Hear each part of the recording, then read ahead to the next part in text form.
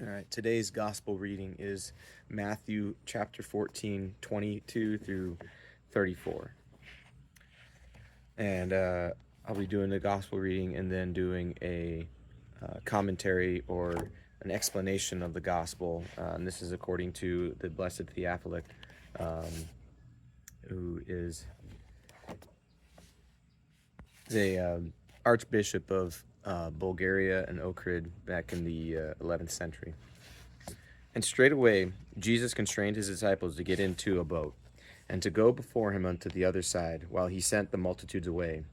And when he had sent the multitudes away, he went up onto a mountain apart to pray. And when the evening was come, he was there alone. But the boat was now in the midst of the sea, tossed with waves, for the wind was contrary. And in the fourth watch of the night, Jesus went unto them, walking on the sea. And when the disciples saw him walking on the sea, they were troubled, saying, It is a spirit. And they cried out for fear. But straightway Jesus spake unto them, saying, Take courage, it is I, be not afraid. And Peter answered him and said, Lord, if it be thou, bid me come unto thee on the water. And he said, Come. And when Peter was come down out of the boat, he walked on the water to go to Jesus. But when he saw the mighty wind, he was afraid, and began to sink. He cried out, saying, Lord, save me.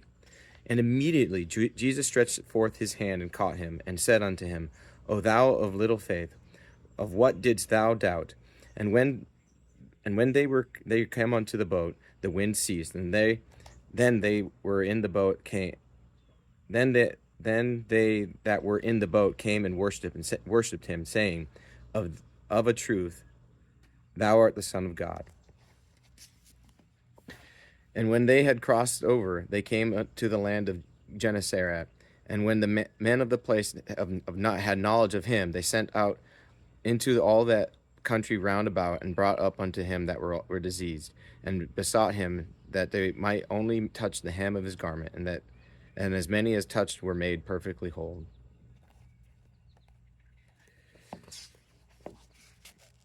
So in verse 22, and straightway Jesus constrained his disciples to get into a boat, and to go before him unto the other side, while he sent the multitudes away.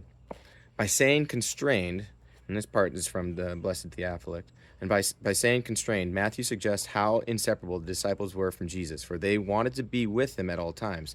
He sends the multitudes away, not wishing to draw them after him, lest he appear to vaunt in his powers.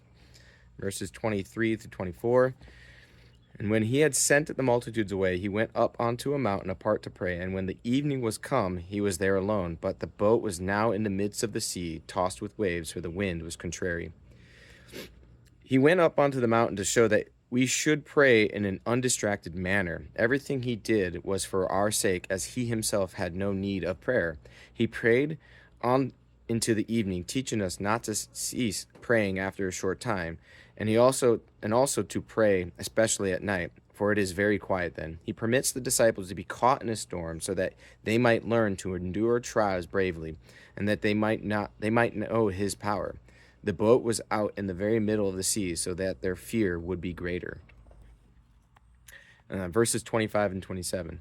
And in the fourth watch of the night, Jesus went unto them walking on the sea. And when the disciples saw him walking on the sea, they were troubled, saying, It is a spirit. And they cried out for fear. But straightway Jesus spake unto them, saying, Take courage, it is I, be not afraid. He did not appear immediately to them to calm the storm, but at the fourth watch, that is, as the night was coming to its end, teaching us not to ask for a swift solution to our misfortunes, but to endure them bravely. The night was divided into 4 parts by soldiers who stood guard in shifts, with each watch lasting 3 hours. So then, sometime after the 9th hour of the night, the Lord appeared to them as God, walking on the water. But they thought it was a phantom, so extraordinary and strange was the sight. For they did not recognize him by figure, because it was night, and because of fear. He first strengthens their resolve by saying, It is I who can do all things. Take courage. 28. And Peter answered him and said, Lord, if it be thou, bid me come unto thee on the water. As Peter had the most fervent love for Christ, he desires immediately before the others to be near him, for he believes not only that Jesus himself walks on the water, but that he will grant this to him as well. Peter did not say, "Bid me to walk," but rather, "To come unto thee." The former would have been an ostension. The latter is the love for Christ. 29 and 30. And he said, "Come." And when Peter was come down out of the boat, he walked on the water to go to Jesus. But when he saw the mighty wind, he was afraid, and beginning to sink, he cried out, saying, "Lord, save me." The Lord laid the sea down beneath Peter's feet, revealing his power. See how Peter prevailed over that which was greater than the sea, but was afraid of the lesser peril, the wind, such as the weakness of human nature. And it was as soon as he became afraid that he began to sink. For when his faith weakened, then Peter went down. The Lord did this so that Peter would not become puffed up, and to console the other disciples who perhaps envied him.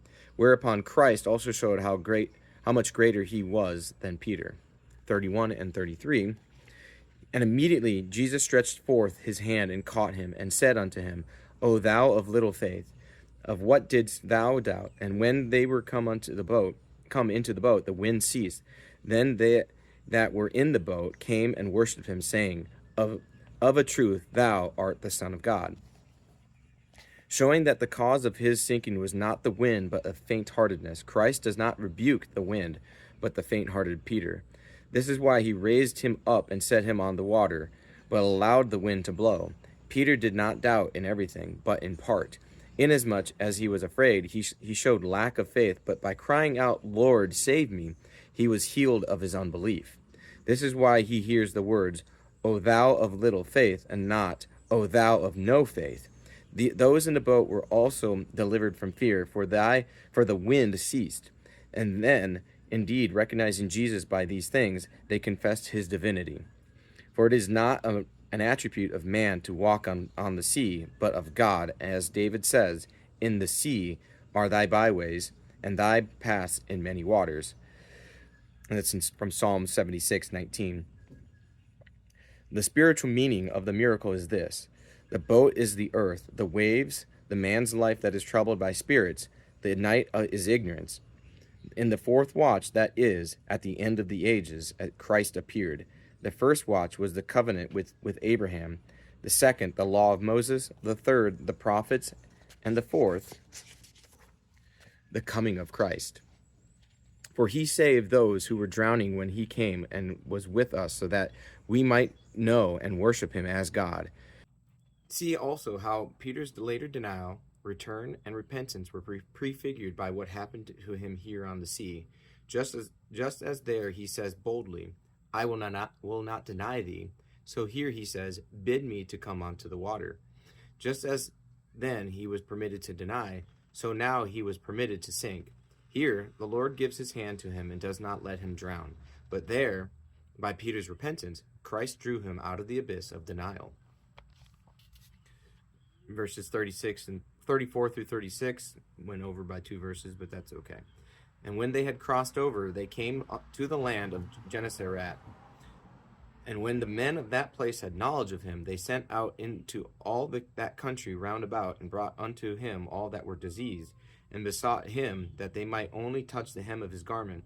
And as many as touched were made perfectly whole. Jesus stayed for some time in Gennesaret, and the people recognized him not only by sight, but the signs which he worked, and they showed fervent faith, so much so that they even desired to touch the hem of his garment, and indeed, when they did so, they were healed. You also, O reader, touch the edge of Christ's garment, which is the end of his sojourning in the flesh. So if you believe that he ascended, you will be saved. The garment means his flesh, and its hem the end of his life on earth.